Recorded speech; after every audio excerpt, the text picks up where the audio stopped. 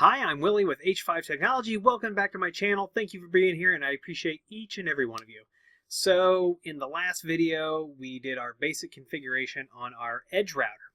And in this video, we're going to look at PIA or OpenVPN performance. And if you want to set up private internet access on your EdgeRouter to protect your entire network, I'll post one of those things up here somewhere at the top. A link to that PIA configuration video, and so you can follow along with that.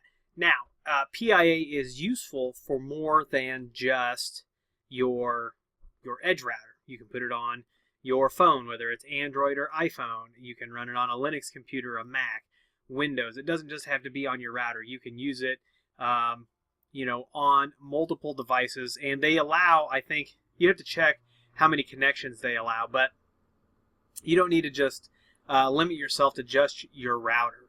So let's go ahead and let's take a look at what's going on. So we're going to pretend that you've gone through, you have set up PIA, private internet access, and so you're going to have this VTune 0 interface. It says connected, but what we're going to do is we're actually going to go ahead and enable it. And when we enable it, here in a second, you're going to see an IP address show up. And once we have an IP address on this, okay, we've got an IP address. So now everything we do should be masked behind the VPN. So I'm going to open up another tab, and we're going to go to private internet access. We're going to see where I'm coming out of on there. We'll take a look at that config file, and we'll see how it goes for us here. Okay, so over at the privateinternetaccess.com site, it shows that my IP address is 46.246.123.200. My ISP is port lane AB, and I am protected by PIA. So let's I can't remember. I was playing around with this, and I was to change where you connect with private internet access. All you have to do is edit one line in the config file. So let me pull that up real quick, and we're going to log in here with our super secret password. We'll do that sudo -u. We'll go to config off. We'll see all of our files in there. Now, originally, I was just connecting to the Midwest, and I wanted to see what kind of speeds I was getting from around the world. So I'm just going to do a more Midwest, and we will see that right now I am connecting through Sweden. That was horrible. We're connecting through Sweden. So that's where this is. So let's do a speed test. So we're over at fast.com. We're going to let the fast.com speed test go. And so far you're looking at this and you're going, I am not impressed. I'm not impressed with this at all. If we hit 10 megs. So we're going from this router out to however we get to that exit point, and we're doing it over OpenVPN. So there's a few things to remember here. First of all, I have the EdgeRouter bridged, so we're actually going to undo that and then fix the EdgeRouter configuration. So we're going to walk through that here in a minute. So let me disconnect. I'm going to disconnect the VPN. And by the way, that spot where we just were, that's all you have to do is edit that file, your config file that you referenced in setting it up, and you can go out any port that private internet, or any server that private internet access, any country that private internet access allows you. But we're going to go ahead and disable this. And yes, we're sure we want to disable. And once that's disabled, I want to rerun this test.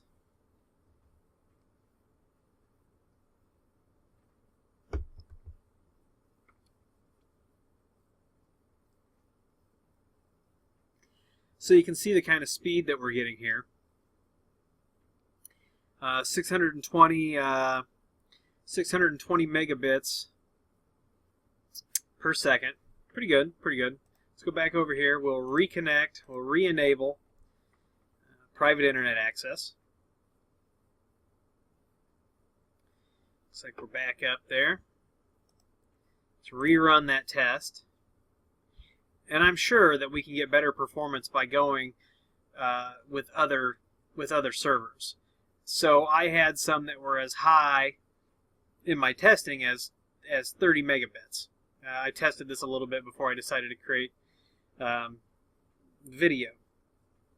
So right here you can see that's almost I think that might be the exact same as the test before. So 16 megabits, depending on what you're doing, that may be fast enough. So let's talk a little bit about why we might be seeing this specific speed test. So we're on EdgeRouter 4.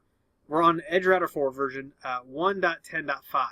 Now I've heard that the performance of OpenVPN is going to be better in EdgeOS 2, and that some people who are testing it have reported better results. So here's a couple things that we have to remember. I'm going to pull up the specs for the EdgeRouter real quick.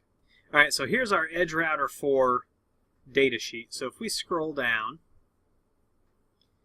and let's get down here and take a look at the processor. 4-core, 1 gigahertz MIPS 64 processor.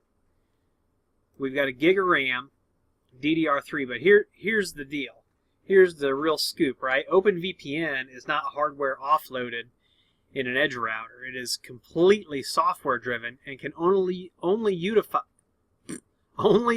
utilize one of those 4 cores. So by using PIA on the EdgeRouter, it's kind of handicapped because it can only use 1 core. Now, other contributing factors.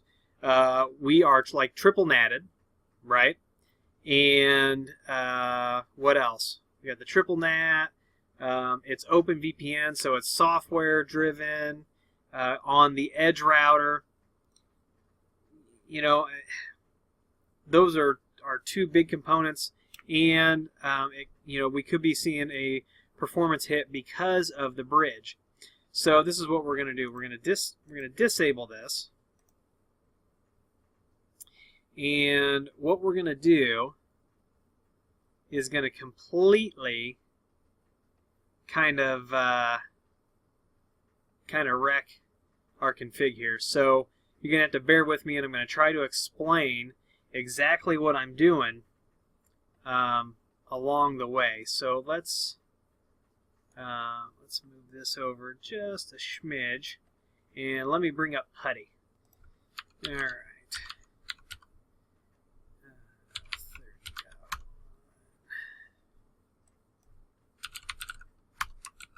All right, so what we're going to do here is we are going to take these interfaces out of the bridge. So we got to do a couple things first. So logically, so we don't completely lose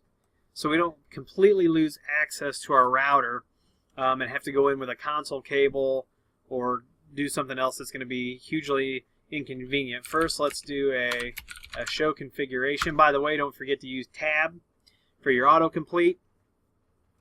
So you see our PIA rules here, and we want to go down to interfaces, and we're going to go down here to ETH1, and we happen to be plugged into ETH1, so we are going to concentrate on ETH2 for the moment, right? So we're going to do configure, we're going to do set interfaces, Ethernet ETH2. We're not going to set. We are going to delete interfaces ETH2 bridge group. And we'll see if that lets us take that interface out. I didn't get a commit error, which is good.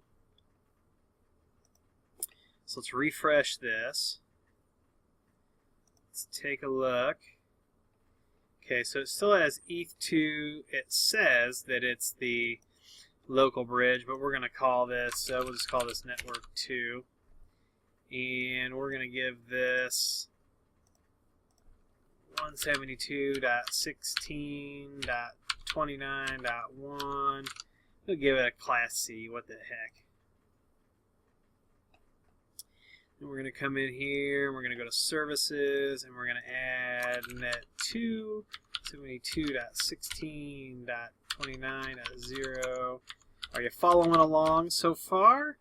I hope so. If you've got any questions, make sure that you're posting those down in the comments, or that you're emailing, or any of that good stuff.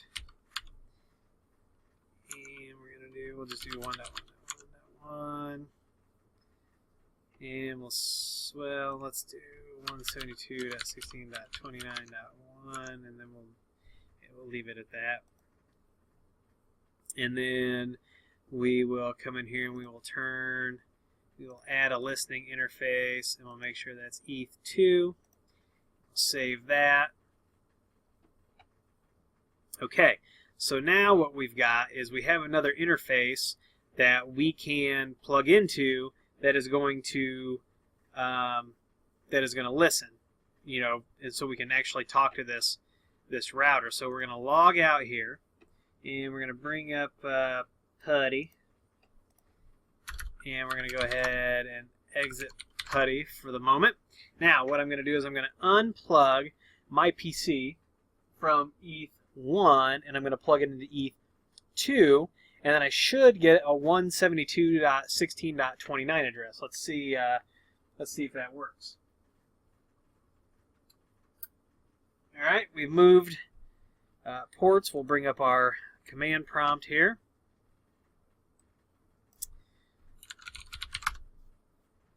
And let's release, and let's renew. I could have done that on one line. My computer says, "Do you want your PC to be?" No, I don't. I don't want it to be. All right, so that's cool. All right, so now what we've done is you can see that the router is answering us here, which is perfect. So we will log back into the router. All right, so now what we're going to do,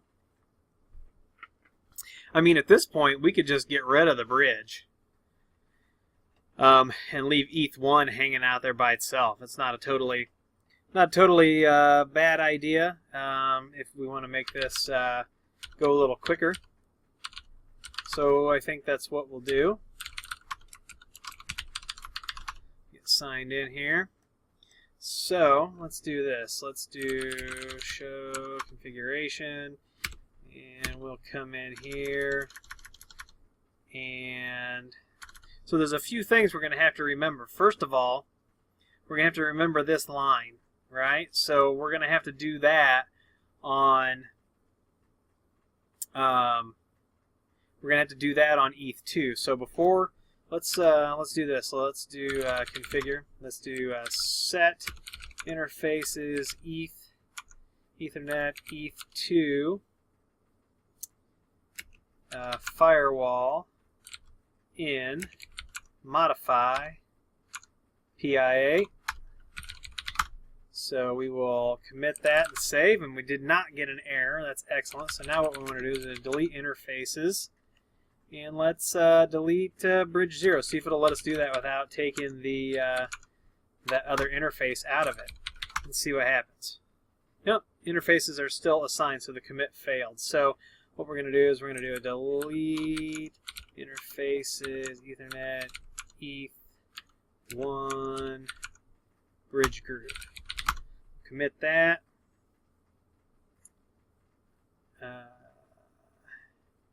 And now let's delete that. Nothing to delete. Does not. Okay, nothing. Cool. So it took care of all that. So now let's save. Let's do another show configuration. We've still got that. So here's one thing that we need to do. So we need to do set firewall modify PIA Rule 10, source address is going to be 172.16.29.0.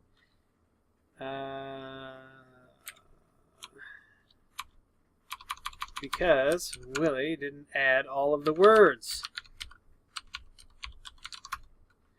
Okay, and we're going to delete firewall, modify PIA rule 10 source 172.16.30.0/24. Okay, so it overwrote. I wasn't sure if it would like add it to it or if it would overwrite it. You're doing this with me. Usually when I do the PIA, it's one network, and I don't go back and do this. So some of this stuff literally I'm doing it live here. So let's check our configuration, see if anything else needs to be changed. Source address is good there. I think there is some things that are going to have to be done here. Let's see. This is all looking good so far. Modify PIA. Yeah, there's our open VPN. Yeah, that all looks good. We'll have to clean the router up here in a minute. Let's see. Okay.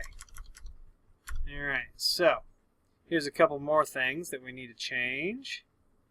So it's going to be configure set service NAT rule 5000 source 172.16.29.0/24. Uh-oh. Ha! Man, I keep forgetting that word address tonight. And we'll do the same thing for 5001. Commit that. Save it. Now, a lot of these, like when I do a show configuration, I'm doing the whole thing, but you can actually, in config mode, do a show and then a section of the configuration, and it will just take you to that part of the configuration. But if you're just learning EdgeOS, the command line, do things the hard way, a little the hard way, the long way, and then later on it will be much easier for you. So we'll clean some of this up in the UI. Okay, so that's good, that's good. That's all good. Yeah, that's all good. So I think, okay, that looks like everything for the moment. So let's refresh this. I do have to get these housekeeping items out of the way, or they're going to drive me bonkers. So let's config this, and we're just going to call this network 1.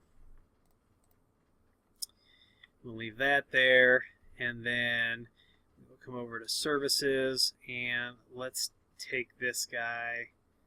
That might come back, it might not. If it comes back, we'll recreate it. I just don't want it in there for now. So, in theory, we should be able to come here and go to enable, and in a second, because all those changes that we made, we should get an IP address on this interface. Let's see what happens. There it is. So we are now connected. Let me bring up the PIA site. All right, so you can see that we are protected. So we switched the network that was being protected by PIA. So let's pull up our speed test again. We topped out at 16 megabits the last time we did this.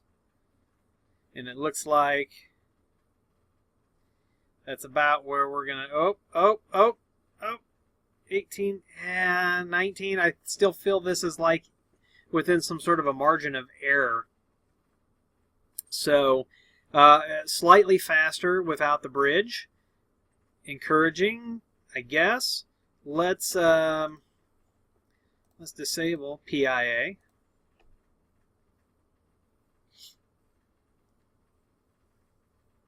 Okay, looks like it's disabled. Now let's see what we're getting on our speed test. So the speed test, yeah, so I think the main things that are contributing to us being limited is definitely that OpenVPN is totally software driven on the EdgeRouter, that you cannot hardware offload it.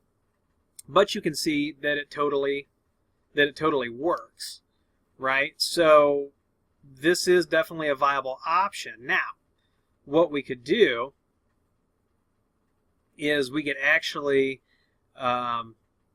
create a VLAN, and we can change the configuration so that we have an SSID that's the only thing. So you come home, you connect with your device or your laptop or whatever. When you want to get on PIA, you just hop on that SSID. The same token, then you could just have ports on your switch assigned to that. If you want to see a video, or I take that PIA and I put an SSID on it and I assign switch ports to it, put that down below and we'll create that video next. It's a pretty easy step for us to get to that from here. And I'd be more than happy to do that. So PIA, it does absolutely work. But I don't know how much the double NAT is hurting us. I can't answer that. And my ISP is going to be fixing that. And then obviously we can only utilize a single core of the 4 cores that are available in the processor to run OpenVPN, plus I'm connecting to Sweden. So there's some other things. But let's hop somewhere in the United States and see what happens. So we'll bring up private internet access here, and we will take a look at their network. And in fact, actually, we don't even really need to do this because we have all of the files downloaded. All we have to do is look at the files, and I'll bring those up. So here are the files, and anything that says US, is obviously going to be closer to us. So let's edit this Chicago, and you can see it just says US-Chicago. So let's change where we're connecting. Let's disconnect this, and it's US-Chicago.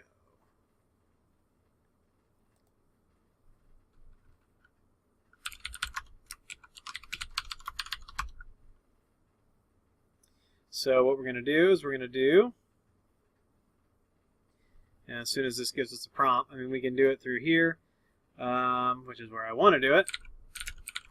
Alright, so now we're going to go to config auth, and we're going to do vi Midwest.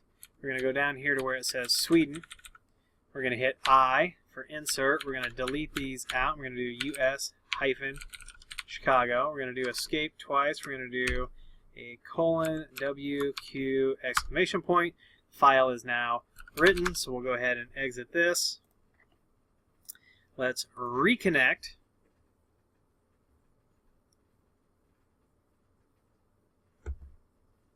And we'll refresh this. Okay, so now you can see IP has changed. And let's see, 23, 25. Now, I'm around Peoria, and we're connecting up to Chicago. So, but I don't know how it's getting there. But you can see we're getting about the same speed. So there are definitely some limiting factors that I don't know that you're going to be able to overcome. First of all, the single core, and I have the double NAT. So the single core is really the thing, and that OpenVPN is not hardware offloaded. Now, this is still totally viable and still an awesome way to have an SSID and some switch ports that you can just plug into, and you have that VPN all the time. Now, one more quick thing. I have been overwhelmed with the responses from people wanting to test IPsec. I literally have a couple hundred responses. So here's what I'd like to do, and tell me if you're all down with this. First of all, still, if you're interested in helping me test IPsec, go over to h5llc.com, fill out that contact form, or email me. Here's the next thing I would like to do. if you have a routable IP and you have sent me the way to sign up, is what I'm going to do is I'm going to keep a spreadsheet. And we have a lot of RFC addresses where we can create private networks. So what I would like you to do is create a VLAN on your EdgeRouter, right? And what I'm going to do is I'm going to keep my VLAN the same. So as soon as I get my ONT put in bridge mode and I have my routable IP, this plan is going to go into action. I'm going to keep a spreadsheet. And for everybody that's interested, I want to try to create a huge hub and spoke network with these EdgeRouters. And let's see how big we can get this thing. It's going to take us weeks, and we're going to have to do videos and just explaining where we're at. But I'll have a Synology on there, and if you want to put storage and things on there, and we'll share with everybody, and we'll keep a shared spreadsheet and resources, and it'll just be something fun, something we can do to engage with each other. One more thing, just to make sure you're listening, I did find out over the weekend that we were working with a Unify site. We can only create 64 VLANs through Unify. Now, we're still working to identify if that's because we were using entire Class Cs or what the deal was, but it looks like we could possibly have a 64 VLAN limit in Unify on the USG. I haven't verified that with Ubiquiti yet, but I'm telling you, we ran into that. So that is it for this video. If you want to see the dedicated SSID and the dedicated switch ports, and you want to become part of the largest community hub and spoke VPN that we can try to create, make sure you get a hold of me. Once again, if you like this video, please give me a thumbs up. Please subscribe. Please copy and share. Please follow me on Twitter and Instagram. If you want to talk to us on Discord, the link's down there. If you want to buy anything you see on the channel, the Amazon link is down there as well. If you need IT consulting for security, voice over IP, networking, programming, all that good stuff, go to h5llc.com down there, sign up for the newsletter, and reach out to us about your consulting project, and we will get back with you as soon as possible. Once again, I appreciate each and every one of you, and I'll see you in the next video.